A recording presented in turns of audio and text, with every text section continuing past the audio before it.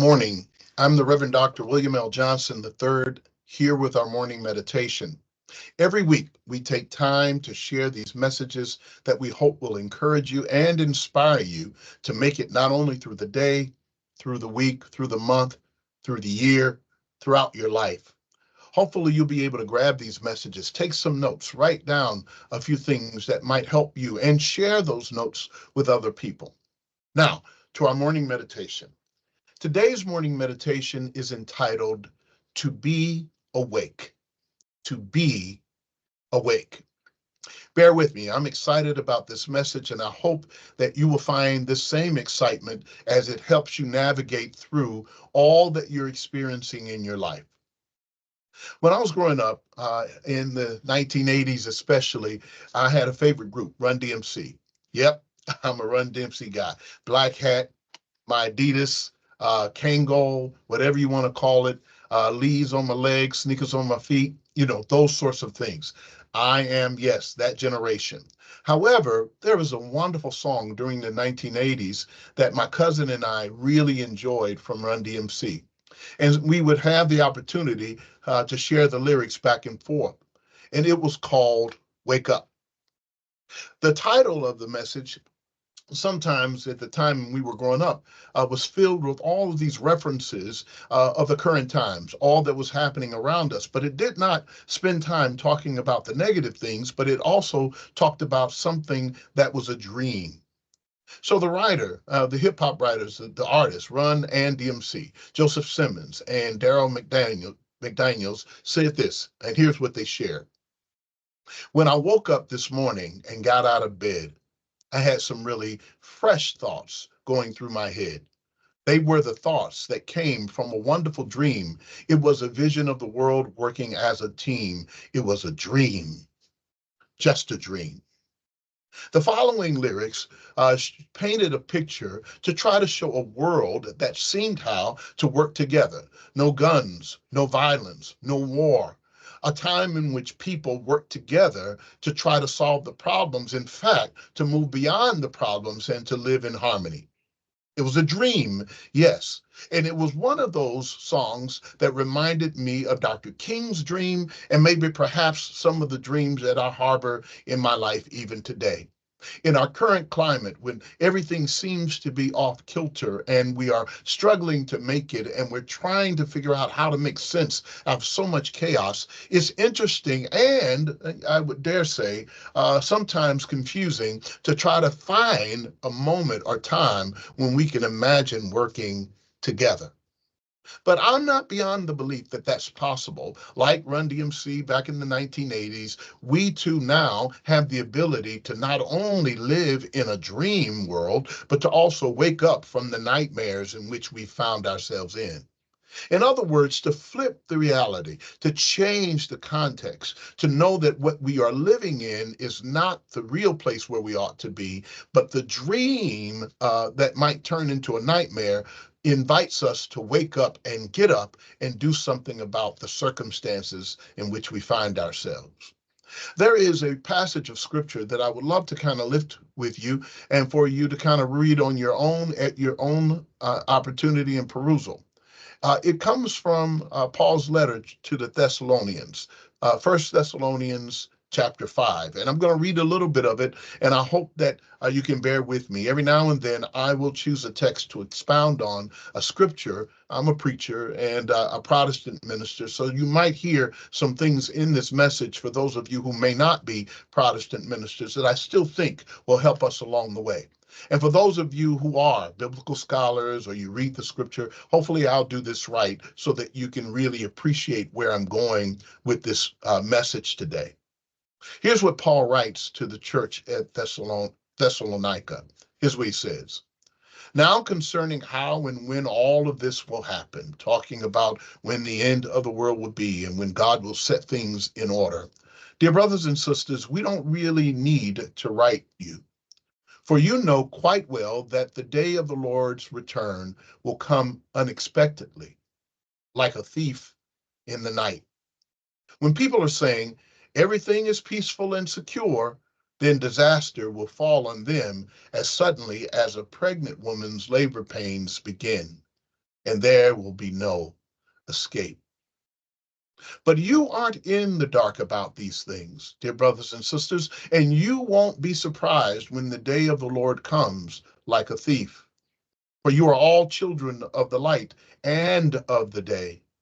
We don't belong to the darkness and night, so be on your guard, not asleep like the others.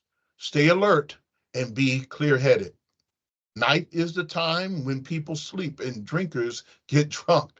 But let us who live in the light be clear-headed, protected by the armor of faith and love, and wearing as our helmet the confidence of our salvation.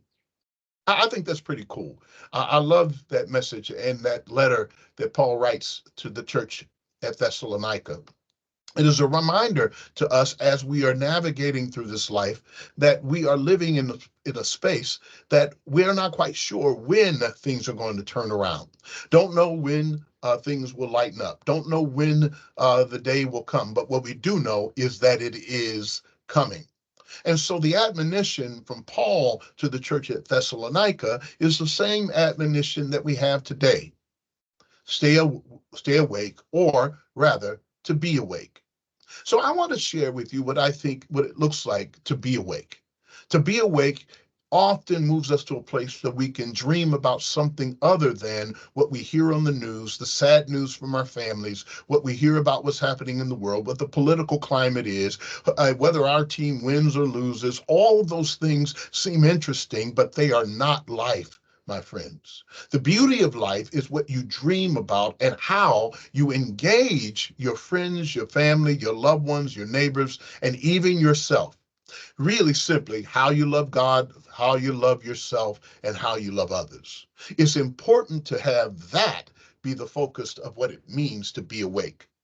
To be awake, I think I put it in, captivated it in these four areas, or probably more, I'm sure. But to be awake means to be aware.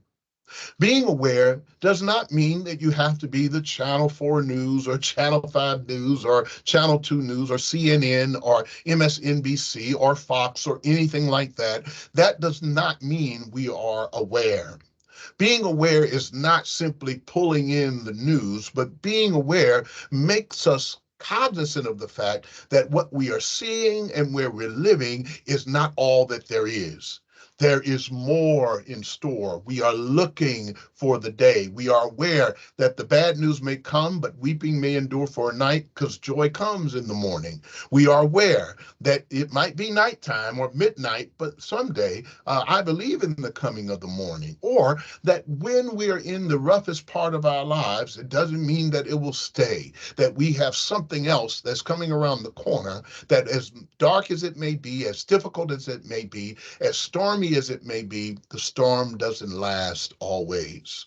Being aware makes us cognizant of the fact or aware that while we're in this life, we ought to be picking up what's happening around us, what's going on with our relationships, how to engage people and not look past them, how to take advantage of the moment because this is the one life we're given. How should we live if this is the only day we have? Being aware makes us cognizant of that. Also, to be awake means to be alert. It means to have your mind, your eyes, your ears, your heart ready to respond when things are changing around us.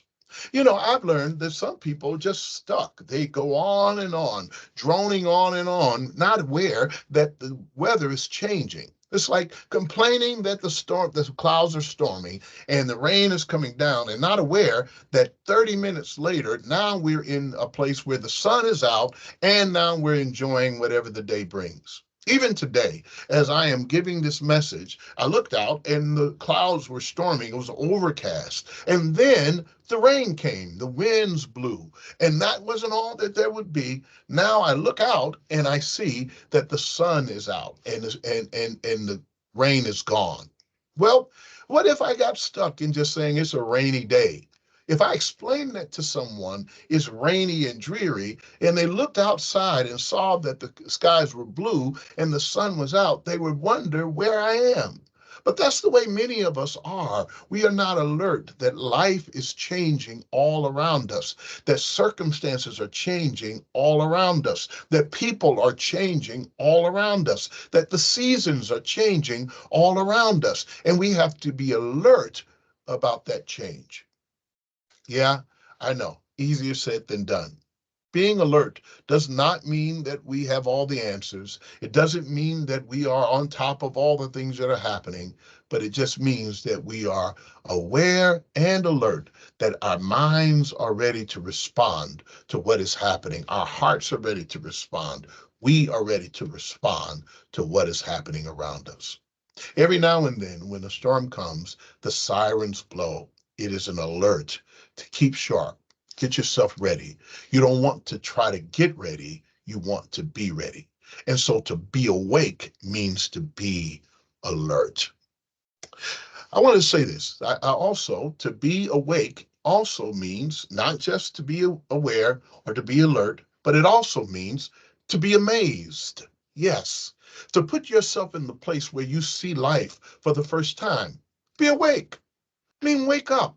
Be amazed. Have your eyes open, your ears open, your heart open, your spirit open to what it is that's happening around you. It is happening right now. Take a moment, take a deep breath. Breathe in, breathe out. If you need to close your eyes, close them. If you need to just be still, but be amazed.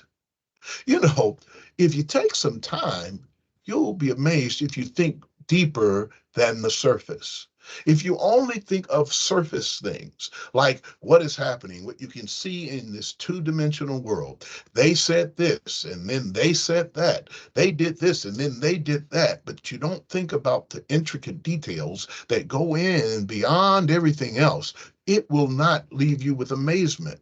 But when you think about what it takes for things to happen the way they don't just happen.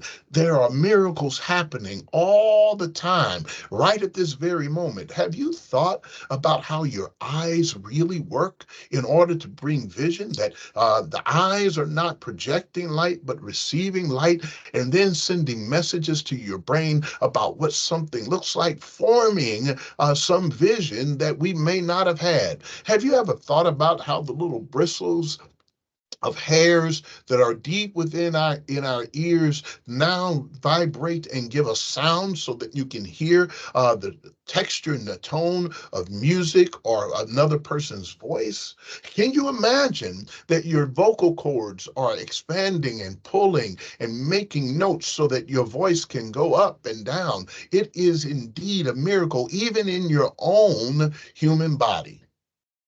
I was reading this week something that blew me away.